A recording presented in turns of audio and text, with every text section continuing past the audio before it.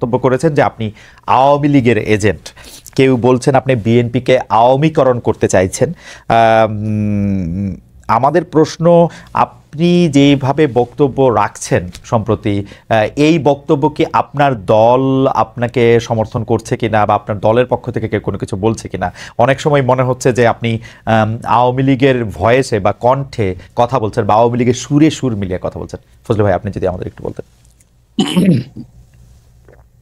আপনাকে অসংখ্য ধন্যবাদ। আমাকে যারা শুনছেন দেশে বিদেশে, সবাইকে আমার সালাম জানাচ্ছি। আসসালামু আলাইকুম।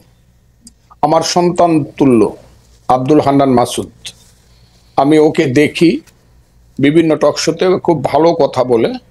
আমি তাকে আমি আমার পরম স্নেহ এবং আদর জানাচ্ছি এবং তার সফলতা কামনা করছি।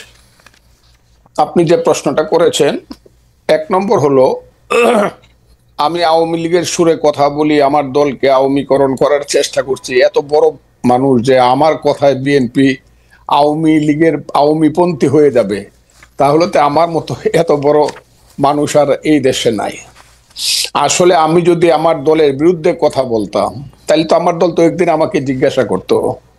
আপনারা কি কোনো পত্রিকায় বা কোনো টকশোতে বা কোনো ইউটিউবে দেখেছেন যে আমার দল আমাকে জিজ্ঞাসা করেছে যে আপনি কেন এইরকম কথা বলেন? কারণ আমি জানি আমার এই দলটি, বিএনপি, একটা লিবারেল ডেমোক্রেটিক ফ্রন্ট বা প্ল্যাটফর্ম, পার্টিও বলে অনেকে, লিবারেল ডেমোক্রেটিক।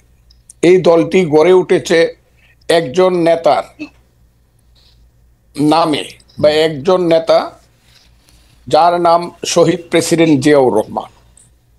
উনি দলটি প্রথমে উদ্যোগ নিয়ে গঠন করেছিলেন। তখন আমি ওই দলে ছিলাম না, এটা না থাকাটা কোনো অপরাধ না। আমি তখন ছাত্রলীগের প্রেসিডেন্ট ছিলাম বা ছাত্রলীগ করতাম বা আওয়ামী লীগ পন্থী বা বঙ্গবন্ধু, সেটা ভিন্ন ব্যাপার। কিন্তু আমি আওয়ামী লীগ ছেড়ে যখন আমি বিএনপিতে গেলাম, সবকিছু জেনে শুনেই বিএনপি আমাকে ওখানে নিয়েছে।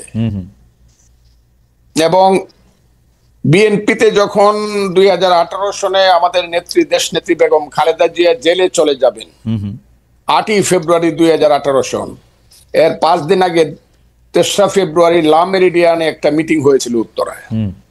ওখানে বাংলাদেশে শুধু আমাদের নেত্রী, দেশ নেত্রী বেগম খালেদা জিয়া সবাইকে বলেছে, আমি শুধু আজকে একজনের বক্তব্য শুনবো, ফখরুল ইসলাম আলমগীর, তুমি অ্যাডভোকেট ফজলুর রহমানের নাম ঘোষণা করো।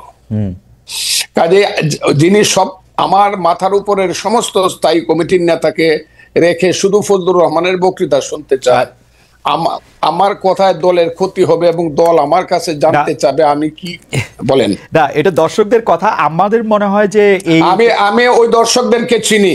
আমি যেদিন থেকে মুক্তিযুদ্ধের পক্ষে কথা বলা শুরু করলাম, হ্যাঁ, সেদিন থেকে প্রধানত আলবদর রাজাকারের ছেলেরা এবং নাতিরা, এরা সব মিলিতভাবে আমার বিরুদ্ধে কথা বলা শুরু। এর আগে আমি সবারই কিন্তু সবচেয়ে জনপ্রিয় ছিলাম। এই দেশে যে 5ই আগস্টের আন্দোলন হয়েছে, আমি চ্যালেঞ্জ করলাম, মাসুদ স্বীকার করে, আমার সন্তান তুলে স্বীকার করবে জানি না, দেশের ভিতরে আমি হাসিনা সরকারের বিরুদ্ধে যা করেছি এবং বলেছি, কোনো বাপ কা বেটার সেই বুকের পাটা নাই, প্রত্যেক মুহূর্তে মৃত্যু চিন্তা করে সব কথাগুলো আমি বলেছি। ঠিক আছে ফজল ভাই, আমি শুধু 2-3টা জিনিস একটু খালি ক্লিয়ার হওয়ার জন্য। এক হচ্ছে যে আমিও আপনার সাথে একমত যে হয়তো আপনার কথাগুলি জামায়াতের এগেনস্টে গেলে জামায়াত এবং তার ছাত্র সংগঠনের লোকেরা নানা ধরনের কথা বলতে পারে। আমি শুধু 2-3টা জিনিস একটু কুইকলি জানতে চাই। 90-এর গণ আন্দোলনের পরে 3 জোটের রূপরেখাতে যখন ছিল, কোনো দলই স্বৈরাচার বা রাজাকারদের কাউকে নিবে না। বিএনপি সবার আগের থেকে গিয়ে যখন তাদেরকে নিল, বা 2001 সালে যখন তাদেরকে পতাকা দিল গাড়িতে, তখনও কি আপনি একইভাবে প্রতিবাদ করেছিলেন? আমি প্রতিবাদ করা না করার প্রশ্ন না, তখন আমি বিএনপি করতাম না। তখন আমি বাংলাদেশে কৃষক শ্রমিক জনতা লীগ নামে কাদের সিদ্দিকী সাহেবকে নিয়ে, বীরুত্তমকে নিয়ে আমি একটা নতুন দল করেছিলাম, যার নাম কৃষক শ্রমিক জনতা লীগ। এবং 2001 সনে আমি গামছা মার্কা নমিনেশন নিয়ে, গামছা মার্কা নিয়ে ইলেকশন করে আব্দুল হামিদের সাথে কন্টেস্ট করে, অনেকে বলে পাস করছিল, গণায় আমি ফেল করছিলাম, তাদের গণায়। আমার কথাটা বুঝেন, আমার ওইটা আপনি দেখে নেন, আমার সাথে গামছা মার্কা এবং নৌকা মার্কা ভোটের ডিফারেন্স কত ছিল। যা হোক, আমি সেটা বলতে চাই না। কাজে আমার তখন প্রতিবাদ করা না করা, আমি তখন আরেকটি রাজনৈতিক দল করতাম। এখন যদি আপনি আমাকে 26 বছর পরে জিজ্ঞাসা করেন আপনি প্রতিবাদ করছিলেন কিনা। আমি তো সেদিন বিএনপি করতাম। ওকে, এটুকে আমার জানা ছিল। আপনি যখন বিএনপিতে জয়েন করেন তখন কি এই ব্যাপারগুলিকে এভাবেই দেখে আসতেছেন? তো আপনি যখন বক্তৃতা দিচ্ছেন, বেগম জিয়াও শুধু আপনাকে শুনতে চাচ্ছেন, তখনও কি আপনি এই ব্যাপারগুলিকে এইভাবেই পাশে আসছেন? কেন আমি এই প্রশ্ন করছি, আমরা কিন্তু দেখেছি যে বিএনপির বর্তমানে যিনি ভারপ্রাপ্ত চেয়ারম্যান আছেন, তিনি বঙ্গবন্ধুকে পাক বন্ধু বলেছেন একাধিকবার। তো সেইটা আপনার রাজনীতির সাথে ঠিক নাকি? বিএনপি একটি বহু মতের দল। আমি বলি বিএনপি, আমি বললাম বহুমতের প্ল্যাটফর্ম। এখানে অনেক ফুল আছে এই বাগানে, অনেক ধরনের ফুল আছে। আমি সেখানে গেছি এবং কথা বলেই গেছি। তখন তারেক রহমান সাহেব দেশে ছিলেন না। আমি যখন বিএনপিতে গেছি, দুনিয়ার কেউ বিএনপি করে না। 2006 সনের নভেম্বরের পরে আমার কথাটা খুব বুঝার চাই, কেউ বিএনপি করে না। জামাতও বিএনপি থেকে সরে গেছে। আমি যখন বিএনপিতে গেছি তখন তারা দূরে দূরে চলে গেছে, 1-11 আইসা গেছে। আমার কথাটা বুঝেন, আমি তখন কিন্তু বিএনপিতে গেছি দুঃসময়ে, এবং আমি সব কথা বলে গেছি। আমার কথাটা খুব ক্লিয়ার।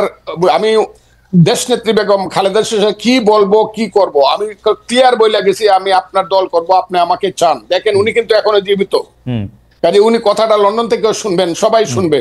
আমি ওনাকে বলছি, আপনাকে আমি সাংঘাতিক পছন্দ করি, মারাত্মক ভাবে। যখন আমি ছাত্রলীগের প্রেসিডেন্ট ছিলাম তখন আপনাকে আমি ভীষণ পছন্দ করতাম, আপনার নিজস্ব চিন্তাধারার জন্য। আপনি সব মানুষকে সম্মান করেন। তবে নেত্রী, আপনি যদি আমাকে নেন, একটা কথা বলে দেয়, আমি কোনো কারণে মুক্তিযুদ্ধের আদর্শের বাইরে যাব না।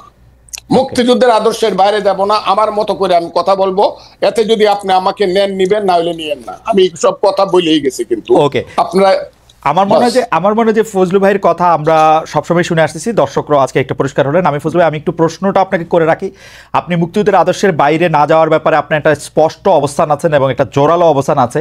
আমি আপনাকে প্রশ্ন করতে চাই যে 53 বছর পার হয়েছে মুক্তিযুদ্ধের পরে, 54 বছর টু বি এক্সাক্ট, মানে নাম্বারের দিক দিয়ে, মুক্তিযুদ্ধের আদর্শের বাইরে বা মুক্তিযুদ্ধের আদর্শের ভিতরে আপনি বাংলাদেশকে কতক্ষণ দেখেছেন, কোন সময়টাকে আপনি মুক্তিযুদ্ধের আদর্শের ভিতরে দেখেছেন, সেটা আমরা একটু আপনার কাছে জানতে